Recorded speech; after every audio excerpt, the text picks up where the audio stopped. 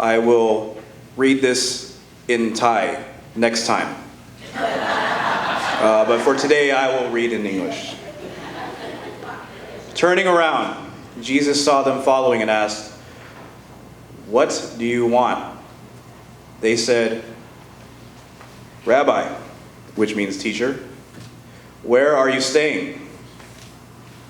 "Come," he replied, "and you will see." So they went and saw where they were staying, and they spent that day with him. It was about 4 p.m. Andrew, Simon Peter's brother, was one of the two who heard what John had said and who had followed Jesus. Next will be a sermon titled "Come and See" by Elder Seree Yenjai. Good morning. Okay. Let me read it in Thai. Let's back it up and I'll read in Thai. จากพระธรรมจอห์นนะครับบทที่1ข้อที่38ถึงที่ข้อที่40บอกว่าพระเยซูทรงเหลียวหลังและทอดพระเนตรเห็นเขาตามพระองค์มาพระองค์ตรัสว่าท่านมาหาท่านหาอะไรและเขาทั้งสองทูลพระองค์เพราะว่ารับบี้ซึ่งแปลว่าอาจารย์ท่านอยู่ที่ไหน Donde viva ภาษาสเปนิชนะครับพระองค์ตรัสตอบเขาว่ามาดูเถิดเขาก็ไปและเห็นซึ่งพระองค์ทรงอาศัยและวันนั้นเขาได้พักอยู่กับพระองค์เพราะขณะนั้นประมาณ4 โมงเย็นแล้วคนหนึ่งใน2 คนได้ยินจอห์นพูดและได้ติดตามพระองค์ไปที่นั่นคือแอนดรูน้องชายของซีโมนเปโตรขอพระเจ้าอวยพรพี่น้องที่ได้ฟังนะครับ So now to our sermon in English Thai next time So as I was preparing for this sermon I let off a few cough and my beautiful wife said they're not going to let you preach you should stay home I think there was a couple of message online said if you're coughing stay home and that would be a good headline right a preacher didn't come to church because his wife told him to stay home my response to her was that I'll preach till I die she said no what if God called you to do something else so you won't be preaching till you die so you see I just couldn't win when you talk to somebody God blessed with higher intelligence than you. So lesson there is listen to your wife. So several weeks ago, you may have viewed coronavirus differently than this past week, right? It's getting closer to home every day. It was only 6 days ago that several cases surfaced in Orange County. There has been many fake news and truth news looming all over social medias. I think it's almost like a chore try to keep up with all this news and things that's been passing on. We don't have to go far. Look at the church line group. The women's group line group has been flooded with news and suggestion. Many were in Thai. So my wife asked me to go through them and translate for her. I just said, coronavirus. Then I asked my daughter, now I asked for her permission if I can quote her name. First she said no, but we came to an agreement that she'll let me allow for me to quote her. I asked her if she's afraid of contracting the coronavirus. Can you guess her answer? No. How about the rest? I asked her, Sienna, are you afraid of contracting the virus? No. Yes? Yes? No? Yes? Good job. She said no. And I asked why. Now listen to her response. She said, "You are going to die eventually. If you die, you die." People have died from other disease. How do you know if it's not your time to die? And coronavirus was just a helping agent. You can see yeah. You can see the resemblance of her, her mother in her. The answer she gave me kind of blew me away. So let me ask the audience this question. What do you think of the coronavirus? Let me hear it. God says when you die. You die. Anybody else? It's not as deadly as the flu. Okay, what else? Jessica saw a lot of people at Costco try to stock up. So you guys don't have anything to say about coronavirus. That's what I'm hearing.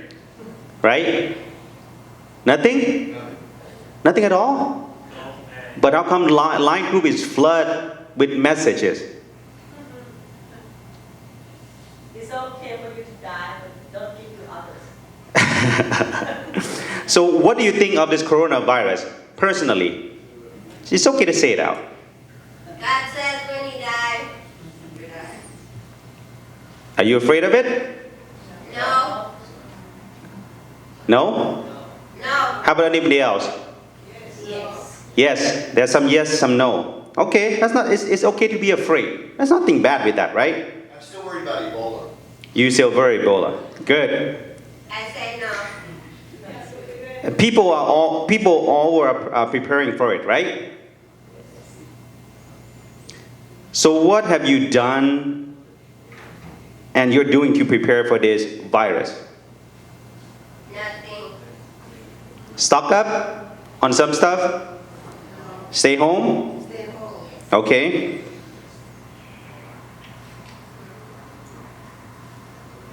More important question is that why are people afraid of this new virus? It brings death, Very little. right? Now the important question is that what is being dead mean to you?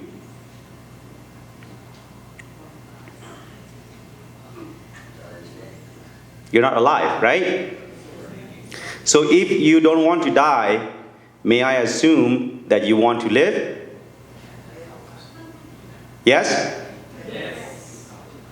I see, at least we have some response here, So if you don't want to die, I'm assuming that you want to be alive.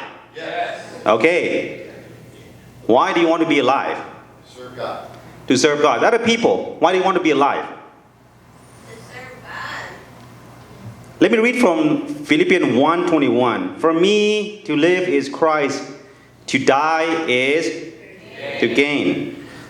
So is that why you want to live? So you can live for Christ? Maybe we need to really ask ourselves, am I living for Christ or am I living for myself? If I'm living for Christ, then death is even better, right? As such, being dead or being alive are equal. But being with Christ eternally far exceed anything that we can do or comprehend on this earth. Now, do the current situation around you worry you? Around the world, the stuff's going on? War, Ebola, Corona? Do they bring you anxiety?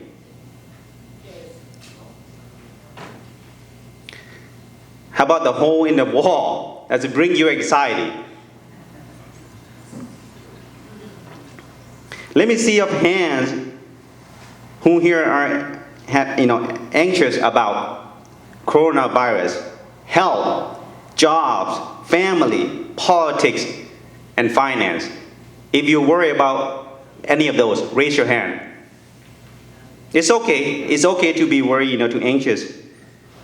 And yes, stock market is tanking. And most of you are not, well, if you haven't retired, you're not going to retire soon. So Oxford Learning Dictionary described worriness as a lack of trust or suspicion, and describe worry as keep thinking about unpleasant things that might happen or about problems that you have. Okay? There's a fine line between cautious and weariness. As a child, you don't worry much, right? Yes? No? No. You think Oliver worry much? Why is that? Because he has no idea what's going on. That's right. My wife said, because they don't know any better. Is that true? Kids don't know any better? What do you say? Well, here's what she said. She said, because somebody else, most of the times and most likely, the parents and Grandma Batum, in case of Oliver, take care of them well. Faith is a very humble quality, which is perhaps, it is why associated with childlikeness. Jesus' disciples were concerned which of them were the greatest. Remember that? And who was the closest to him? And most important, and who would be number one, basically. That was the most important. But what did Jesus say? What was his response? If you want to be the greatest, be a servant to all. That's right. You know, Jesus responded to their debate by taking a small child, right, to his side and saying that the least among them was the greatest. You look up Luke 9:46 to 48. They must be like a children in order to enter the kingdom of God. Jesus was pointing out the truth that a child is completely dependent on adult for safety, for sustenance and knowledge. Is that true? That's what you just told me, that they don't know any better, and they rely completely on the adult. Right? Similarly, the faithful person depends in God in a way that is absolutely dependent. The faith that God looks for is humble, teachable, and trusting like a child. Simply put, worry or weariness that cause anxiety dilute your faith in God. It brings forth your dependency that relies on your own accord. Which brings me to the next question. When you pray the Lord's Prayer, your will be done on earth as it is in heaven. Do you really believe that? You have to answer yourself. Do you really believe that? That is the base of your total dependency on God. On the opposite side, when you pray that, you may be praying, let good things happen to me only and not bad things. This prayer is to assure you that God, I'm ready to face anything that you laid in front of me, and I'm trusting you 100%. This is why Jesus asked him to make sure in verses 38, what are you seeking? Some versions said, what do you want? What do you want? What are you seeking? Commands the same response. He's saying, what is your motive?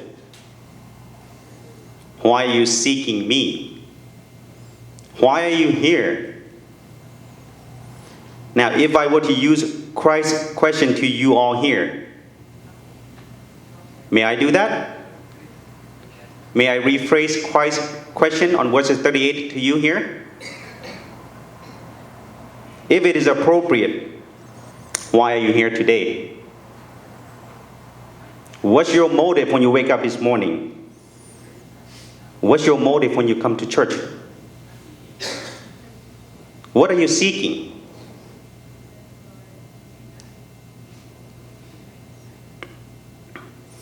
With all this looming of virus all over the place, Northern California, I might be the first person among you to catch this virus. Last week I was in Rancho Cordova, I was in Sacramento, I was in Orange County, and I was in Cal State Long Beach by the end of the week. I went through 3 airports. And this coming week, I'll be doing the same thing. And next week, the following week, I'll be in San Jose, and I'll be in Sacramento. So I'm more prone to catch this virus more than anybody. Right? If you're exposed to a lot more people, you're more prone to catch a virus. So if I don't ask the hard truth question today, I might not be able to ask you next week. I can't dilute the mission that God placed before me. The question is that, what are you really seeking? What's your agenda or motive when you come to church this morning? Are you seeking to glorify Him? Ajahn Sompong asked a lot of this question. He said, what's the chief end of man? What is your chief end of man this morning? Do you wake up so you glorify Him or glorify yourself? If you're seeking to see where He's staying, are you ready to venture to Scripture together? Christ invites whoever to seek to come and see where He was staying. Did He not? So let's break up to see what the first response that Jesus used. The word come is the action word that requires the recipient to partake in a certain response. You can't come by staying there. So somebody invite you to come to have dinner at his house. Can you come to his house by staying home? Can you be at somebody's house by staying home? No. So you actually have to leave the place where you stay, right? Yes? Okay. So to respond to Jesus' invitation, you have to leave where you are and move toward Him. You can't be staying in the same place and come to Jesus at the same times. What do we call a person who can be 2 places at the same time? At the same place? 2 places at the same time? Notice that God. You are not omnipresent. No, you're not. That's a hard